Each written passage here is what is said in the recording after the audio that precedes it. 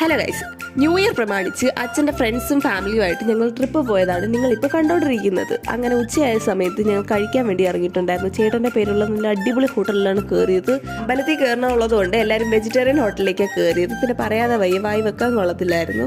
അങ്ങനെ ഫുഡും കഴിച്ചിട്ട് ഞങ്ങളിതാ കന്യാകുമാരിയിൽ എത്തിയിട്ടുണ്ട്. ന്യൂ ഇയർ ആയതുകൊണ്ട് നല്ല തിരക്കുണ്ടായിരുന്നു. കാല് കുത്താൻ പോലും സ്ഥലമില്ലായിരുന്നു, അത്രയ്ക്ക് തിരക്കായിരുന്നു. പിന്നെ ഞങ്ങളുടെ മെയിൻ ലക്ഷ്യം എന്ന് പറയുന്നത് ഗ്ലാസ് ബ്രിഡ്ജിൽ കയറുക. അതാണല്ലോ ഇപ്പോൾ കന്യാകുമാരിയിൽ എല്ലാവരും മെയിൻലി കാണാൻ പോകുന്നത്.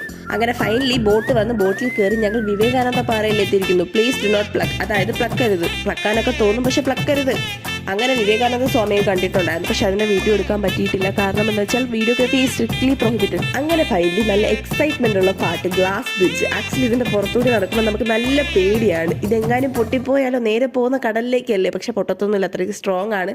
എന്നാലും നമ്മൾ നടക്കുമ്പോൾ ഗ്ലാസ് അല്ലേ, പൊട്ടിപ്പോയാലോ എന്നുള്ളൊരു പേടിയുണ്ടല്ലോ. ഗ്ലാസ് ബ്രിഡ്ജ് ക്രോസ് ഓവർ ചെയ്തിട്ട് നമ്മൾ പോകുന്നത് തിരുവല്ലൂരിന്റെ സ്റ്റാച്യു കാണാനാണ്. സ്റ്റാച്യു കാണാൻ വേണ്ടിയിട്ട് അതിന്റെ അടുത്ത് നിന്നാൽ ഇതുപോലെ കാണാൻ പറ്റത്തുള്ളൂ. ആക്ച്വലി ഇങ്ങനെയാണ് നമുക്ക് അടുത്ത് നിന്നുകൊണ്ടുള്ള വ്യൂ. അപ്പൊ പോകാത്തവരൊക്കെ വേഗം പോയി എക്സ്പീരിയൻസ് ചെയ്തോളൂ. ഇനി പോയവരാണെങ്കിൽ നിങ്ങളുടെ എക്സ്പീരിയൻസ് എങ്ങനെ ഉണ്ടായിരുന്നു താഴെ കമന്റ് ചെയ്യുക. അപ്പൊ ഇന്നത്തേക്ക് ഇത്രയേ ഉള്ളൂ.